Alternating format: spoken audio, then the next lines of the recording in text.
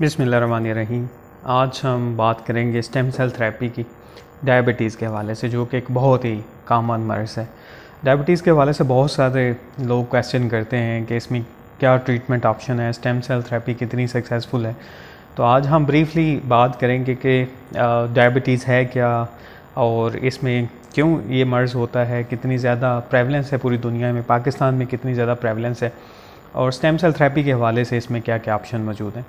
जैसा कि आप लोग जानते हैं मोस्ट ऑफ़ द पीपल के डायबिटीज़ की दो मेजर किस्में हैं, टाइप 1 डायबिटीज़ और type 2 diabetes. Type 1 diabetes normally early onset होती है, यानी बचपन से ही ये मर्ज़ लाहक हो जाता है। इसमें जो बीटा सेल्स होते हैं पेंक्रियाज के, वो डैमेज हो जाते हैं। ऑटोइम्यून डिजीज़ है जिसमें हमारा अपना ही दिफाई निज़ाम जो है वो अटैक करता है बीटा सेल्स पे और बीटा सेल डैमेज हो जाते हैं। बीटा सेल जो है वो इंसुलिन प्रोड्यूस करते हैं और इंसुलिन जो है वो हमारी ग्लूकोज़ को रेगुलेट करती है। तो इंसुलिन ही नहीं बन पाती, ग्लूकोज की कंसनट्रेशन बहुत ज़्यादा हो जाती है, जिसके कॉन्सिक्वेंसेस सामने आना शुरू हो जाते हैं। ये क्यों होता है? इसमें बहुत सारे फैक्टर्स हैं, जेनेटिक्स भी है, इन्वायरमेंटल फैक्टर्स भी हैं, लेकिन कौन से फैक्टर रोल प्ले करते हैं इस पर अभी मज़ीद इन्वेस्टिगेशन हो रही है और अभी डेफिनेटली नहीं कहा जाता कि यही प्रॉब्लम्स हों तो इसकी वजह से टाइप 1 डायबिटीज़ होगा। टाइप 2 डायबिटीज़ ज़्यादा कॉमन डायबिटीज़ है, जिसे लेट ऑनसेट यानी आखिर उम्री में जो है ये मर्ज़ होता है। इसे लेट ऑनसेट डायबिटीज़ कहते हैं और इसमें भी बहुत सारे फैक्टर्स होते हैं, जैसे ओबेसिटी जो है, मोटापा एक इसका फैक्टर है।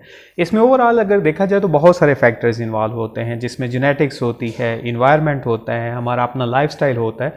तो ये सारे मिल मिला के जो हैं ये बीमारी का बायस बनते हैं। और इसमें भी ये होता है कि जो insulin insensitivity in most of the cases हो, इंसुलिन इनसेंसिटिविटी ये होती है कि इंसुलिन प्रोड्यूस तो हो रही होती है सम टाइम, लेकिन वो ग्लूकोज को सेल्स के अंदर नहीं ले जा पाती, जिसकी वजह से ग्लूकोज की कंसनट्रेशन बढ़ना शुरू हो जाती है। तो बहुत सारे, जिस तरह से मैंने बताया कि बहुत सारे फैक्टर्स इन्वॉल्व होते हैं और इसमें मोस्टली जो आजकल का जो ज़्यादा कंट्रीब्यूशन है वो हमारे सेडेंट्री लाइफस्टाइल का है कि हम खाना खाते हैं और फिर बैठे रहते हैं और इसी बैठे रहने की वजह से जो ग्लूकोज की कंसनट्रेशन है वो बहुत ज़्यादा बढ़ना शुरू हो जाती है, जिसकी वजह से एट द एंड जो है ये मर्ज़ लाहक हो जाता है। पूरी दुनिया में इसकी बहुत ज़्यादा प्रेवलेंस है। अभी जो रीसेंट स्टेटिस्टिक्स हैं उसके मुताबिक 425 मिलियन लोग, यानी अब तक 40 करोड़ से ज़्यादा लोग ऐसे हैं जिनको डायबिटीज़ का मर्ज़ लाहक हो चुका है और उसमें बहुत सारे लोग, इससे भी बड़ा नंबर उन लोगों का है जिनको प्री डायबिटीज़ है, यानी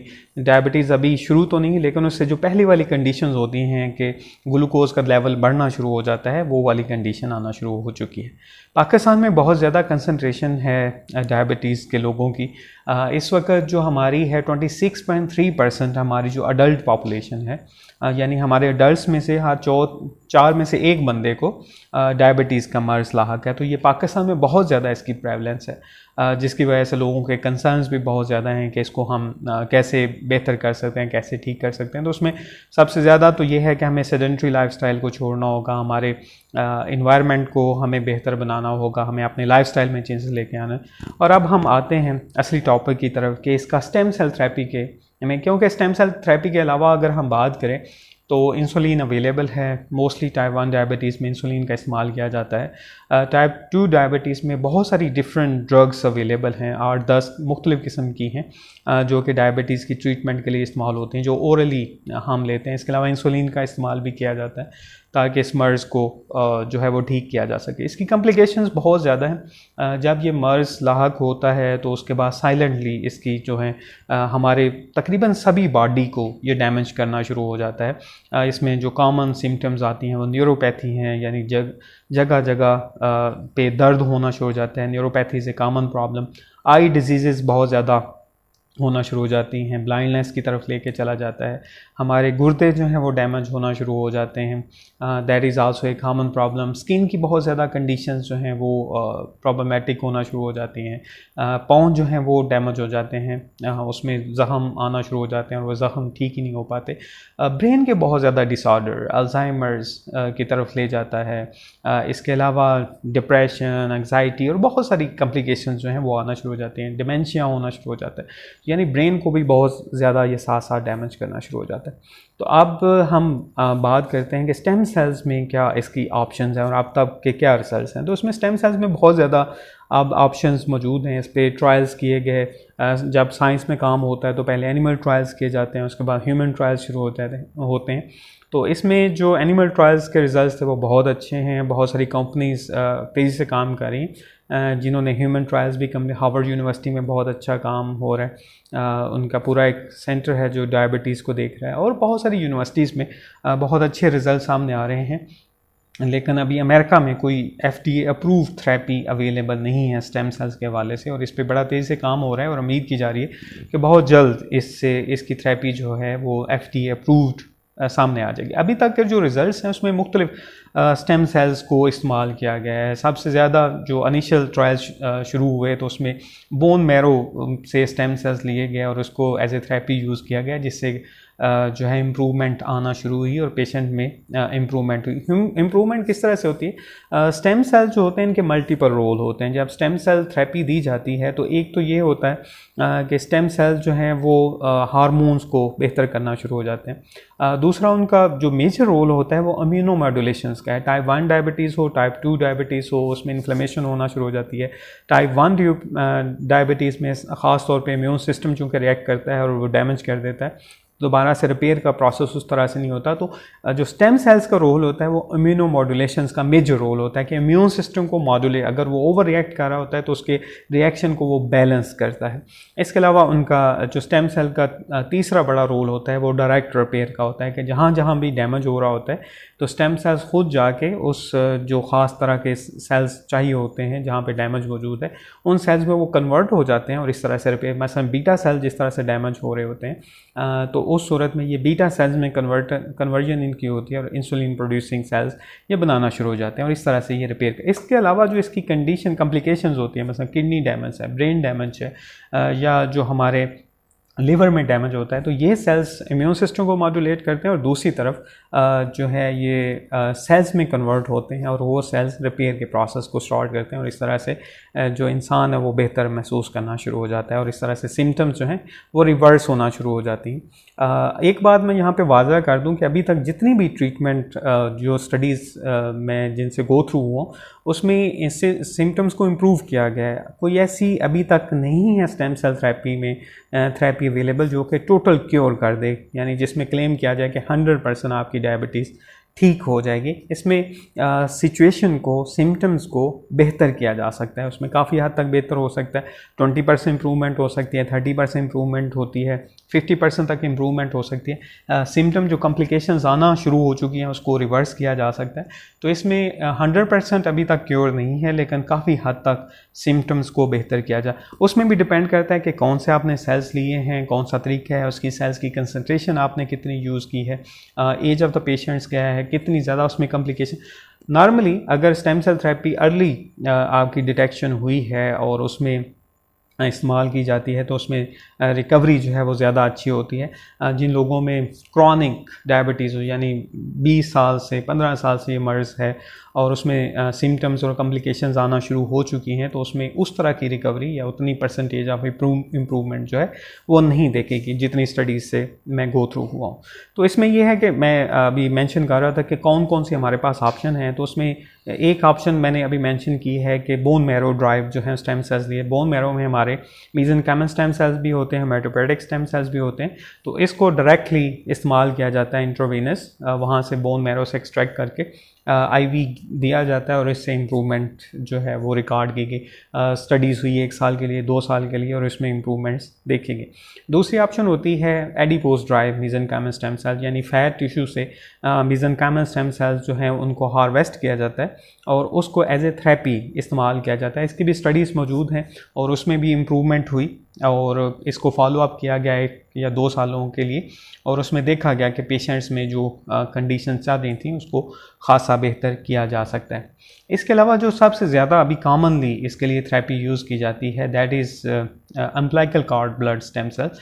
तो अम्बिलिकल कॉर्ड ब्लड जो है जितने भी 12 कंट्रीज़ हैं उसमें अम्बिलिकल ब्लड जो होता है उसको हार्वेस्ट किया जाता है, उसमें से स्टेम सेल एक्सट्रैक्ट करके उन्हें कोडिंग करके उनका जेनेटिक मेकअप जो है चेक करके उन्हें प्रिजर्व कर दिया जाता है और नॉर्मली वो 20 ईयर्स तक हम उन्हें यूज़ कर सकते हैं।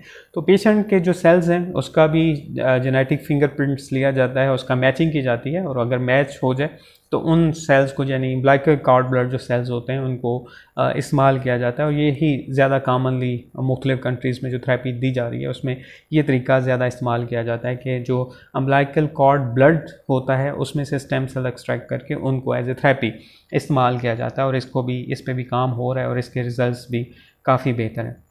इसके अलावा अम्बिलिकल जो कॉर्ड होती है उसमें वाटर जेली होती है, यानी वाइट किस्म का एक मटेरियल होता है, उसमें भी सेल्स होते हैं। They have the property similar to mesenchymal stem cell, तो उनको भी एक्सट्रैक्ट करके उन्हें एज ए थेरेपी जो है वो इस्तेमाल किया गया है और उसके रिजल्ट्स भी देखे गए हैं जो कि काफ़ी इंकरेजिंग सामने आए हैं। इसके अलावा अमनियोटिक फ्लूइड होता है ड्यूरिंग द डेवलपमेंट जो है प्रेगनेंसी के दौरान, अमनियोटिक फ्लूइड जो है उसमें भी स्टेम सेल रिलीज़ होते हैं और उन स्टेम सेल्स को आफ्टर द डिलीवरी जो है ड्यूरिंग द डिलीवरी प्रोसीजर उस फ्लूइड को एक्सट्रैक्ट करके उसमें से मेसेनकाइमल स्टेम सेल्स जो हैं वो लिए जाते हैं, निकाले जाते हैं और उनको एज ए थेरेपी भी इस्तेमाल किया जाता है। उनको although the number could be less तो उसको समटाइम एक्सपेंड करके उसकी सेकंड और थर्ड जो है पैसेज तक उसको लिया जाता है, उसका काउंट देखा जाता है और उसके बाद एज ए थेरेपी इसे इस्तेमाल किया जाता है। एक जो थेरेपी आजकल बहुत ज़्यादा पॉपुलर हो रही है मुख्तलिफ़ डिजीज़ के हवाले से और ख़ास तौर पे डायबिटीज़ के हवाले से, वो सिक्रीटोम है, यानी मेसेनकाइमल स्टेम सेल्स का या स्टेम सेल्स के जो स्क्रीट करते हैं मुख्तलिफ़ प्रोटीन्स और डीएनए और आरएनए, और ख़ास तौर पे एक जो आजकल कंसेप्ट चल रहा है और जिस पे थेरेपी इस पे भी बहुत ज़्यादा काम हो रहा है, that is called exosomes. Exosome जो होते हैं they are not the cells, they are small vesicle which are release by the cell, जो सेल्स से निकलते हैं, स्टेम सेल से उनको एक्सट्रैक्ट किया जाता है, उनकी कंसनट्रेशन को डिटरमिन किया जाता है, उनकी प्रॉपर्टीज़ को चेक किया जाता है और इसको रीजनरेटिव मेडिसिन में बहुत कॉमनली जो है बहुत सारे डेवलपिंग कंट्रीज़ जो हैं वो क्लेम कर रहे हैं they are treating the patient through exosome. Philippines, Malaysia, India और इस तरह के कंट्रीज़ जो हैं वो एक्सोसोम को यूज़ करें एज ए थेरेपी। तो एक्सोसोम को भी मुख्तलिफ़ जगहों पे डायबिटीज़ की ट्रीटमेंट के लिए यूज़ किया जाता है। तो there are number of therapies available, जिस तरह से मैंने आपको बताया कि एक्सोसोम को लिया जाता है, वाटर जेली से स्टेम सेल्स को एक्सट्रैक्ट किया जाता है, अमनियोटिक फ्लूइड से सेल्स लिए जाते हैं, कॉर्ड ब्लड से सेल लिए जाते हैं, एडिपोज से लिए जा सकते हैं या बोन मैरो से लिए। देयर आर डिफरेंट ऑप्शंस और इन सारी ऑप्शंस को यूज़ किया गया है डिफरेंट लेबोरेटरीज़ में अक्रॉस द वर्ल्ड और उसकी एफिकेसी को देखा गया है और पेशेंट को फॉलो अप किया गया है 2 से 3 सालों के लिए और देखा गया। और इसमें बहुत सारी ऐसी स्टडीज़ हैं जिसमें मेटा एनालिसिस किया गया, यानी मुख्तलिफ़ जगहों पे जो स्टडीज़ हुई हैं उनके कंक्लूजन को देखा गया है कि बहुत जगहों पे जो स्टेम सेल थेरेपी यूज़ हुई है जो कि ट्रायल्स किए गए हैं उसके रिजल्ट्स कैसे हैं, क्या ये इफेक्टिव है या नहीं है, और इस तरह से उसके मुख्तलिफ़ पहलुओं के हवाले से डिस्कशन की गई है। 2 और ऑप्शंस भी मौजूद हैं stem cell, although at some places these are also use, लेकिन अभी ये जो है ट्रायल फेज में है। First is the embryonic stem cells. तो एम्ब्रियोनिक स्टेम सेल जो होते हैं they have the huge potential, उनको यूज़ किया जा सकता है। They can be differentiated into the beta cell, they can be differentiated to any type of the cells in the human body. तो कुछ जगहों पे एम्ब्रियोनिक स्टेम सेल्स को भी यूज़ किया गया, लेकिन this procedure is very less common क्योंकि एम्ब्रियोनिक स्टेम सेल्स जो हैं उसमें पोटेंशियल होता है कि वो they can be cancerous as some time अगर उन्हें जो है सही तरह से डिफ्रेंसिएशन नहीं करवाई गई हो। तो embryonic stem cells they can also be use, उसका एक प्रोसीजर है। There could be a separate video on this topic just to let you know कि कौन कौन सी थेरेपीज़ अवेलेबल हैं। उसमें से एक ऑप्शन जो है that is called embryonic stem cell therapy. एक और ऑप्शन जो कि that is getting popular although that is not a commonly use therapy, that is called induced pluripotent stem cells. तो इंड्यूस्ड प्लूरिपोटेंट स्टेम सेल्स का advantage ये होता है कि जिस बंदे में प्रॉब्लम हो उसी बंदे के सेल्स लिए जाते हैं और उनसे हम स्टेम सेल्स बनाते हैं और स्टेम सेल्स को फिर हम डिफ्रेंशिएट कर सकते हैं। लेकिन इस प्रोसीजर में भी अभी काफ़ी सारे पिटफॉल्स हैं, इसमें कुछ ऐसी चीज़ें हैं जिस पे मज़ीद रिसर्च होने की ज़रूरत है ताकि इसे एज ए थेरेपी यूज़ किया जाए। थोड़ा कॉम्प्लिकेटेड प्रोसीजर है जो है जिसमें हम जो है सेल बनाते हैं और उसके बाद उनको अप्लाई किया। तो some centres they have tested the embryonic stem cells and induced pluripotent stem cell. Induced pluripotent stem cell जो होते हैं वो भी एम्ब्रियोनिक स्टेम सेल्स की तरह ही बिहेव करते हैं और इसको भी एज ए थेरेपी यूज़ किया गया है। लेकिन ये जो रिसर्च है ये ट्रायल फेज़ में है और बहुत सारे सेंटर्स पे इस पे काम नहीं हुआ, यानी इस पे बहुत एक्सटेंसिवली उतनी रिसर्च नहीं हुई। तो देयर आर डिफरेंट ऑप्शंस जो कि यूज़ हो रही हैं पूरी दुनिया में। पाकिस्तान में भी कुछ सेंटर्स जो है इस पे काम कर रहे हैं, क्लेम कर रहे हैं कि they are providing the therapy for diabetes as well, लेकिन इसमें मज़ीद एक्सटेंसिव रिसर्च की ज़रूरत है। इसमें जो है रैंडम कंट्रोल्ड ट्रायल्स रन करने की ज़रूरत है। ट्रायल्स होंगे जिसमें कंट्रोल सैंपल्स होंगे और जिसमें पेशेंट्स होंगे, और पेशेंट में भी जो है कुछ ऐसे पेशेंट्स होंगे जिसको ब्लाइंड रखा जाएगा कि उसे थेरेपी दी जा रही है या उसे प्लेसिबो कंट्रोल रखा जा रहा है। तो उससे हमें ज़्यादा कंक्लूसिव रिजल्ट्स सामने आएंगे कि क्या हमें थेरेपी यूज़ करनी चाहिए या नहीं।